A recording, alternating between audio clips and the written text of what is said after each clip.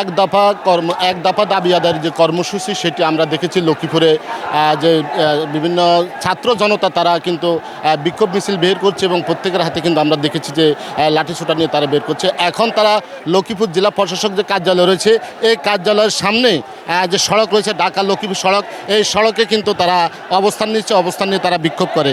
এর বাইরে আমরা এখানে যে অন্যান্য উপজেলা কিন্তু আমরা দেখেছি বিক্ষোভ যে মিছিল সেটি কিন্তু তারা করছে। তাদের একটি দাবি যে এক দফা যে দাবি দিয়েছেন যে এই দাবি তারা বাস্তবায়ন করার জন্য তারা মাঠে নেমেছেন। এর বাইরে আমরা দেখেছি আওয়ামী লীগেরও যে নেতাকর্মীরা যে উত্তর তেমনি সহ বিভিন্ন স্থানে তারা জড়ো হয়েছেন এবং তারাও কিন্তু বিক্ষোভ মিছিল করার তারা চেষ্টা করছেন।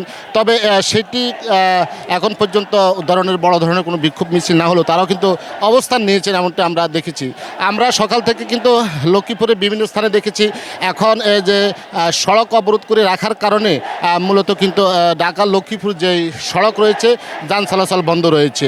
তবে লক্ষ্মীপুরে কি এর আগে আলিয়া মাদ্রাসা এলাকা থেকে যে ছাত্র জনতা একত্রিত হয়ে তারা কিন্তু মিছিল নিয়ে তারা যে ডিসি অফিসের সামনে অর্থাৎ লক্ষ্মীপুর ঢাকা যে সড়ক রয়েছে সেই সড়কে তারা অবস্থান নিয়েছেন এবং এই সড়কে অবস্থান নিয়ে তারা বিক্ষোভ করছেন। তো আসলে আমরা এখানে যে এছাড়াও কিন্তু আইনশৃঙ্খলা বাহিনীর পক্ষ থেকে আমরা দেখেছি কঠোর অবস্থানে তারা রয়েছেন, তারা সতর্ক অবস্থান রয়েছেন যেন কোনো ধরনের অপ্রীতিকর না ঘটে সে ধরনের ব্যবস্থা নেওয়া হয়েছে এমনটি এখানকার পুলিশের আমাদের পক্ষ থেকে জানানো হয়েছে।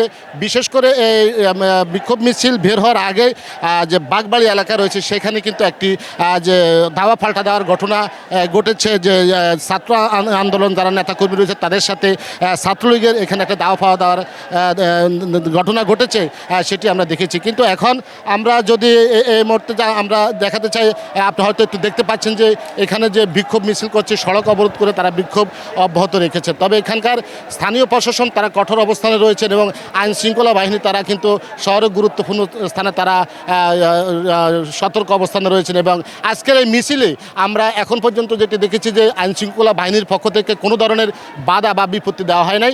সবাই তাদের যে বিক্ষোভ মিছিল সেটি তারা শান্তিপূর্ণভাবে এখানে করার জন্য তারা এসেছেন। অর্থাৎ আমরা এখন পর্যন্ত লক্ষ্মীপুরে কোনো ধরনের অপ্রীতিকর ঘটনার খবর এখন পর্যন্ত পাওয়া যায়নি। এই ছিল আমার কাছে সর্বশেষ তথ্য।